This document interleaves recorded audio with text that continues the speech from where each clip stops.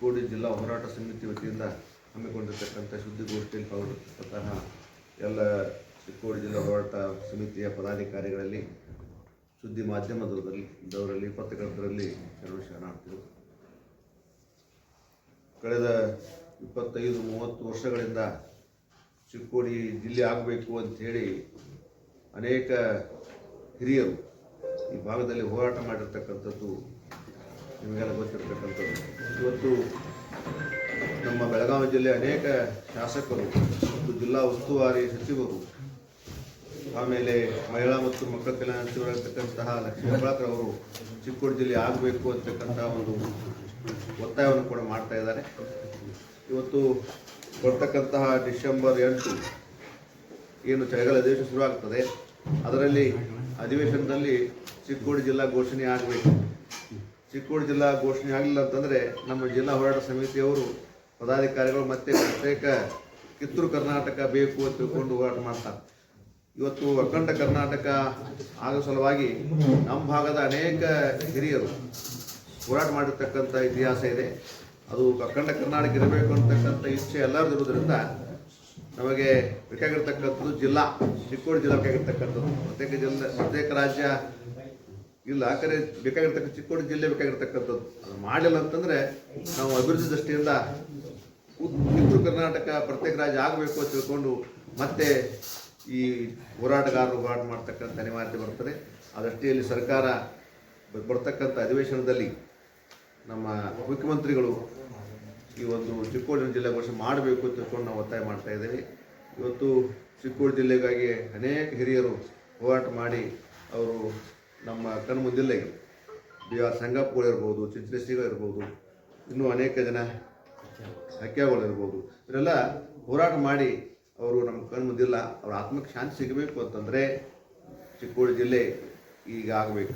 ಯಾಕಂದರೆ ಕೇಂದ್ರ ಸರ್ಕಾರ ಕೂಡ ಈಗಾಗಲೇ ಅವರು ಕೂಡ ಹೇಳಿಬಿಟ್ಟದ, ಏನೇನು ವಿಭಾಗ ನೀವು ಮಾಡಬೇಕಾಗೈತಿ, ಜಿಲ್ಲೆಗಳು ಮಾಡಬೇಕಾಗೈತಿ, ಮಾಡಿಬಿಡ್ರಿ ಅಂತಕ್ಕಂಥ ಒಂದು ರಾಜ್ಯ ಸರ್ಕಾರಕ್ಕೆ ಅವರು ಆದೇಶ ಕೊಟ್ಟಿದ್ದಾರೆ.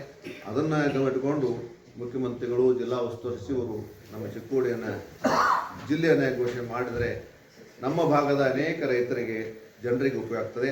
ಈಗಾಗಲೇ ಅಥಣಿಯಿಂದ ಕೆಲಸಂಗದಿಂದ ಬೆಳಗಾವಿಗೆ ಹೋಗಿ ಬರ್ತಕ್ಕಂತಹ ಜನರಿಗೆ ಭಾಳಷ್ಟು ತೊಂದರೆ ಆಗಿರ್ತಕ್ಕಂಥದ್ದು.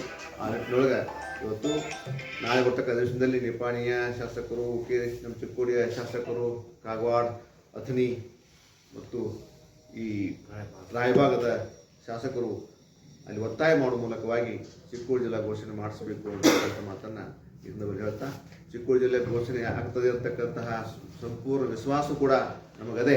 ಆದರೆ ಅದನ್ನು ಘೋಷಣೆ ಮಾಡಲಿಲ್ಲ ಅಂತಂದರೆ ಮತ್ತೆ ಅನೇಕ ಪ್ರತಿಭಟನೆಗಳು ಶುರು ಆಗ್ತವೆ.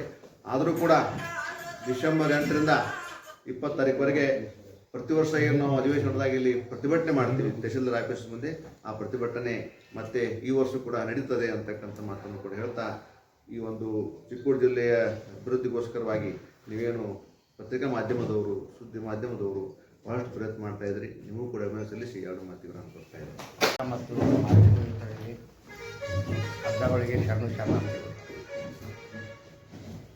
ಈಗ 25-30 ವರ್ಷದಿಂದ ಎಲ್ಲರೂ ಬಾಯ್ಪಾಟ್ ಆಗಿದೆ. ನಾವು ಕರೆಯೋದು ಯಾಕೆ ಕರೆದೆವು, ನೀವೇನು ಬರೀಬೇಕು ಎಲ್ಲ ಬಾಯ್ಪಾಟ್ ಆಯ್ತು. ಫುಲ್ ನಾವು ಎಷ್ಟು ಹೋರಾಟ ಮಾಡಿದ್ವು ಅದಕ್ಕಿಂತ ಡಬಲ್ ತ್ರಿಬಲ್ ನೀವು ಎಲ್ಲ ಸಹಕಾರ ಕೊಟ್ಟಿದ್ದೀರಿ. ಸಾಕಷ್ಟು ಪತ್ರಿಕೆದಾಗೆಲ್ಲ ಪ್ರಕಟ ಆದವು, ಮಾಧ್ಯಮದಾಗೆಲ್ಲ ಬಂದು, ಆದರೆ ಸರ್ಕಾರ ಕಣ್ಣು ತೆರಕ್ಕೆ ತಯಾರಿಲ್ಲ. ಅದರಿಂದ ನಮ್ಮ ಉಪಸ್ಥಿತಿದೊಳಗೂ ಸುದ್ದ ಪತ್ರಿಕಾದವ್ರು ಎಲ್ಲ ಕಡೆ ಪ್ರಶ್ನೆಗಳು ಸುದ್ದ ಮಾಡಿದ್ವಿ ನಾವು ರಾಜಕಾರಣಿಗಳು. ಅವ್ರು ಕೆಲವೊಂದು ಸಾಯಿಂದ ಶೀಟಿಗೂ ಬಂದಿದ್ದಾರೆ. ಅದನ್ನೆಲ್ಲ ನೀವು ಪತ್ರಿಕಾದವ್ರು ಸಹನ್ ಮಾಡ್ಕೊಂಡು ಸುದ್ದ ಇನ್ನೂ ಜಿಲ್ಲಾ ಆಗಲಿ ಅಂತೇಳಿ ನಮಗೆಲ್ಲ ಬೆಂಬಲ ಕೊಡಾಗಿದೆ. ಅದಕ್ಕೆಲ್ಲರಿಗೂ ಅಭಿನಂದನೆ ಹೇಳ್ತೀವಿ. ಮತ್ತು ಬಹುತೇಕ ಅನಿಸ್ತೈತಿ ಡಿಸೆಂಬರ್ ಒಳಗಂತ ಜಿಲ್ಲಾ ಮಾಡಬೇಕಾದ್ರೆ ಕೇಂದ್ರದ ಆದೇಶದ ಕಾರಣ 31 ಒಳಗೆ ಅವ್ರು ಮಾಡ್ತಾರೋ ವಿಶ್ವಾಸ ಇಟ್ಟಿದ್ದೆವು.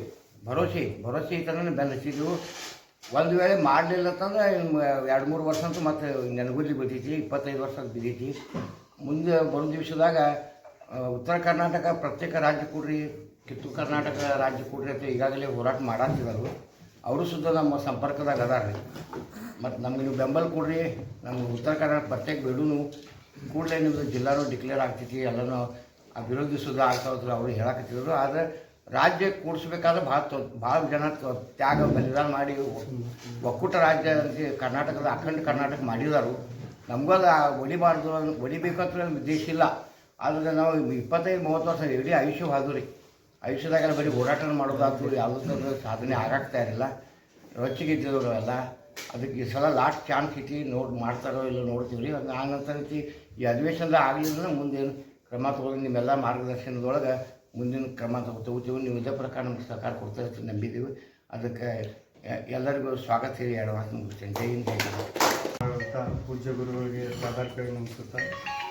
ನಮ್ಮ ಹಿರಿಯರು ಚಂದ್ರಕಾಂತನ ಕರಿ ಸಾಹೇಬರು ಹಾಗೂ ನಮ್ಮ ಅವಾರ್ಡರಾಗಲಿ ತಾವೆಲ್ಲರಿಗೂ ಮತ್ತೊಮ್ಮೆ ಇನ್ನೊಮ್ಮೆ ಈ ಗೋಷ್ಠಿಗೆ ಸ್ವಾಗತಿಸ್ತಾ, ಕಳೆದ ನಾವು 30 ವರ್ಷದಿಂದ ಹೋರಾಟ ಈ ಚಿಕ್ಕೋಡಿ ಜಿಲ್ಲಾ ಹೋರಾಟ ನಡೆದೈತಿ. ಸರ್ಕಾರ ಯಾವ ಕಾರಣಕ್ಕೂ ಜಿಲ್ಲಾ ಮಾಡೋಕ್ಕೆ ಮುಂದಾಗವತ್ತು. ಈಗ ಮತ್ತೆ ಚಳಿಗಾಲ ಅಧಿವೇಶನ ಬಂದೈತಿ. ಇನ್ನು ಮುಂದೆ ಯಾವ ರೀತಿ ಹೋರಾಟ ಮಾಡಬೇಕು, ಹೋರಾಟ ನಿಲ್ಲಿಸಬೇಕು, ಹೋರಾಟ ಮುಂದುವರಿಸಬೇಕು, ಸರ್ಕಾರ ನಾವು ಮಾಡ್ತೀವಿ ಅಂತ ಯಾವತ್ತೂ ಹೇಳಿಲ್ಲ ಅವರು. ಒಂದಷ್ಟು ಜನ ಒಂದಷ್ಟು ಸರ್ತಿ ಚುನಾವಣೆ ಬಂದಾಗ ಮತ್ತೊಮ್ಮೆ ಕಾಟಾಚಾರಕ್ಕೆ ಹೇಳ್ತಾರೆ ಹೊರತಾಗಿ ಅಧಿಕೃತವಾಗಲಿ ಮನಸ್ಸಿಂದಾಗಲಿ ಮತ್ತೊಂದಾಗಲಿ ಅವ್ರದ್ದು ಮಾಡುವಂಥ ವಿಚಾರಗಳು ಭಾಳ ಕಡಿಮೆ ಅನಿಸ್ತಾವೆ. ಆದರೂ ನಾವು ಹೋರಾಟ ನಿಲ್ಲಿಸಿಲ್ಲ. ಈಗ ಪ್ರತಿ ವರ್ಷ ಚಳಿಗಾಲ ಅಧಿವೇಶನ ಬಂದಾಗ ನಾವು ನಿರಂತರವಾಗಿ 10 ದಿವಸ ಕಾಲ ಹೋರಾಟ ಮಾಡ್ಕೊಂಡು ಬಂದ್ವಿ. ಈಗ ಮತ್ತೆ ಚಳಿಗಾಲ ಅಧಿವೇಶನ ಸ್ಟಾರ್ಟ್ ಆಗೋ ಸಮಯ ಬಂದೈತಿ. ಈಗ ಸುದ್ದಿಗೋಷ್ಠಿ ಕೇಂದ್ರ ಬಿಂದುವಾಗ